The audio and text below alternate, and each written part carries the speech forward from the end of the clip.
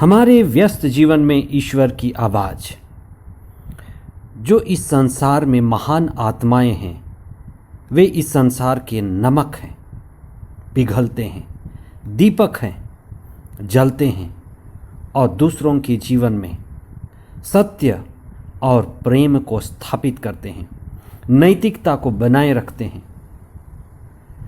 श्रेष्ठ जीवन इस संसार में नमक व दीपक वाले स्वभाव के लोगों का है। सत्य पर चलना तलवार की धार पर चलने के समान है। ईश्वर सत्य है और उसके नियम, उनके आदेश सभी धर्मों में विभिन्न युगों में प्रकट होते रहे हैं। जो पूर्ण रूप से प्रभु को समर्पित है, जो अपने जीवन को प्रभु को सौंपता है, वे अपने नैतिक जीवन का भी ख्याल रखते हैं और वे आध्यात्मिकता के राह पर चलते हैं। वे सांसारिक और मतलबी लोगों के लिए खतरा साबित होते हैं। यदि मसीही दुनिया के नमक बनकर पिघलते हैं और दीपक बनकर जलते हैं, तब लोग ईश्वर का अनुभव करते हैं और ईश्वर की ओर आकर्षित होते हैं। आइए हम आज इस बात पर विशेष चिंतन करें कि जो लोग अपने जीवन की परवाह किए बिना नैतिकता के आधार पर जीवन जीते हैं, अपने जीवन को ईश्वर को समर्पित करते हैं और सत्य से जुड़कर, ईश्वर से जुड़कर सत्य, अच्छाई और सच्चाई का साक्ष्य देते हैं, उसका गवाह बनते हैं, उनका समर्पित जीवन बहुतों के लिए आकर्षित होता है। इसीलिए कहा जाता है, महाजन लोग जिस रास्ते पर गए वही रास्ता है, महाजनो येन गता सा पंथा। पास्का का तीसरा सप्ताह 2 मई 2022 सोमवार। पहला पाठ प्रेरित चरित अध्याय 6 पद संख्याएं 8 से 15 तक और संत योहन का सुसमाचार अध्याय 6 पद संख्याएं 22 से 29 तक। राजाओं और महाराजाओं के लिए नबी हमेशा चुनौती बने रहे। हेरोद और हेरोदियस के लिए योहन बपतिस्ता की आवाज चुनौती भरी गूंजती रही। ईसा के समय ईसा पूरे इस्राएलियों के लिए धर्म सांसद और सभी परंपरावादी लोगों के लिए चुनौती बने रहे। इसीलिए उन्हें सूली भी दी गई। यही कार्य उनके शिष्यों ने भी जारी रखा।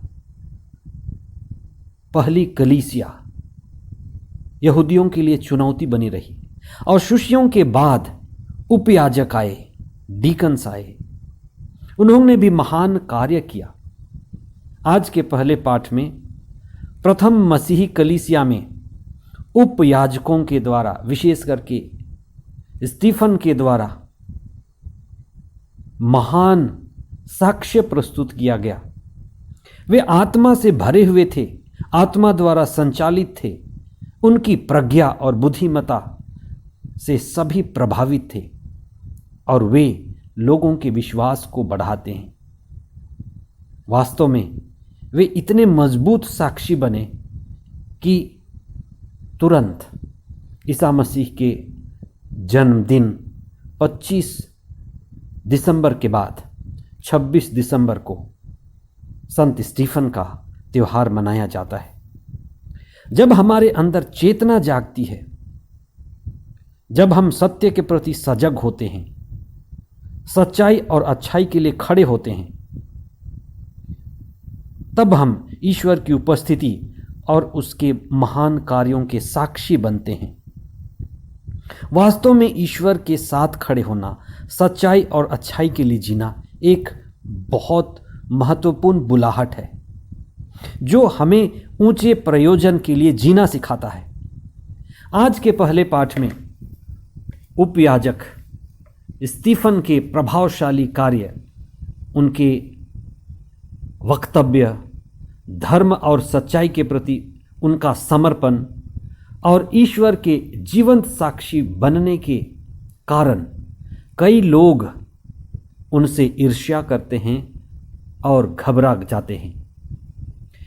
स्टीफन ईश्वरीय शिक्षा तथा नैतिक मूल्यों को ऊंचा उठाते हैं, जिससे जो विधर्मी हैं, पापी हैं, स्वार्थी हैं, जो धनी लोग हैं, जो ईश्वर से दूर हैं, वे सत्य के खिलाफ हो गए।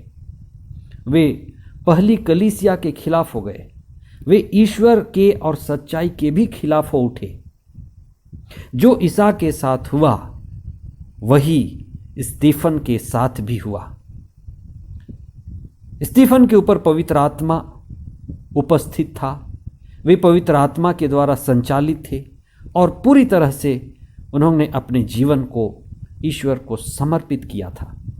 उन्होंने अपनी शक्ति, अपनी बुद्धिमत्ता, अपनी प्रज्ञा के द्वारा पुनर्जीवित ईसा का साक्ष्य देते रहे। लोग उन्हें डराते रहे, धमकी देते रहे, लेकिन वे अपने विश्वास में दृढ़ रहे। वह ईसा और नबियों के शिक्षा पर अटल रहे। यह वही कर सकता है जो पवित्र आत्मा द्वारा संचालित है। आइए आज हम विशेष प्रार्थना करें कि हमें भी पवित्र आत्मा मिले, हमारा डर दूर हो, हम सच्चाई और अच्छाई के साथ खड़े हो सकें और पवित्र आत्मा हमारे द्वारा लोगों के बीच सच्चाई और अच्छाई का हमें जीवंत साक्षी बनाए। पेट का भूख सभी को है।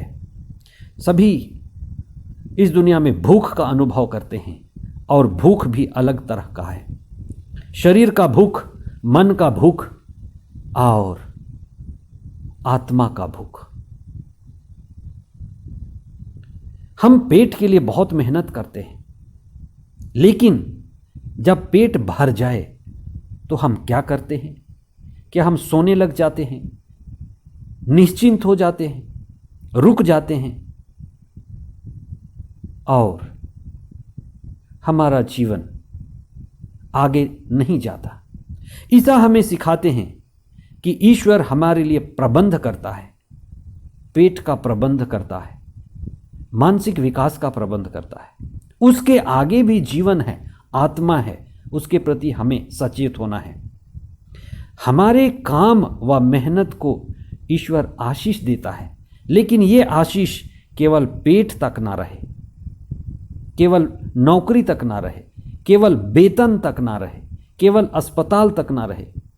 जब पेट भर जाए तो हम ईश्वर की खोज करें, नैतिकता में आगे बढ़ें, प्रार्थना जारी रखें और आध्यात्मिक ऊंचाई को छू सकें। हमें यह पता लगाना है कि हम वास्तव में कौन हैं। हम केवल शरीर मात्र नहीं हैं, मन मात्र नहीं हैं। हमें यह पूछना है कि ईश्वर ने हमें क्यों बनाया है, ईश्वर हमारे जीवन से क्या चाहता है, हमारे जीवन में उसका क्या प्रयोजन है, मेरे लिए ईश्वर की क्या इच्छा है। शरीर की भूख के आगे मन की भूख है और मन की भूख के आगे भी आत्मा की भूख है। और आत्मा हमें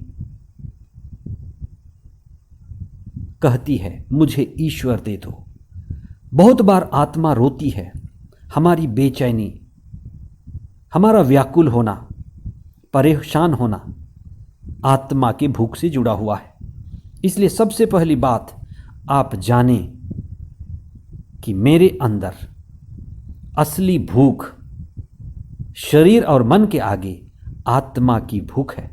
हमारी आत्मा रोती है, व्याकुल होती है, कराहती है और कहती है मुझे ईश्वर दे दो, मैं ईश्वर की भूखी हूं। जैसे संत पौलुस गलातियों के नाम पत्र अध्याय 4 पद संख्या 6 में कहते हैं, ईश्वर ने हमारे हृदय में अपने पुत्र का आत्मा भेजा है, जो यह पुकार कर कहता है अब्बा पिता। हमारी आत्मा ईश्वर की प्यासी है, भूखी है। इसीलिए यह ज्ञान जरूरी है कि मेरी आत्मा की भूख सबसे बड़ी भूख और मेरी आत्मा की तृप्ति मेरे जीवन की सबसे बड़ी तृप्ति। आइए हम प्रार्थना करें। हे सर्वशक्तिमान पिता ईश्वर, धन्यवाद देते हैं क्योंकि तू हमारे बीच अपने पुत्र को भेजा, जो हमें आत्मा की भूख के बारे में, प्यास के बारे में, हमारे हृदय और उसकी असली ज़रूरत के बारे में बताए। नबियों ने, प्रेरितों ने, उपयाजकों ने हमें सिखाया कि ईश्वर हमसे प्रेम करते हैं और हमें उसकी ज़रूरत है। ईश्वर का प्रेम ही हमारे हृदय को भरता है, तृप्त करता है। इसलिए हम प्रार्थना करते हैं कि हमें न सिर्फ रोटी से जीना सिखाइए, न केवल मन की तृप्ति करना सिखाइए, लेकिन हमें प्रार्थना करना सिखाइए। हमारे विश्वास को बढ़ाइए कि हम पारिवारिक जीवन जीते हुए, रोज के काम करते हुए आपसे जुड़े रहें।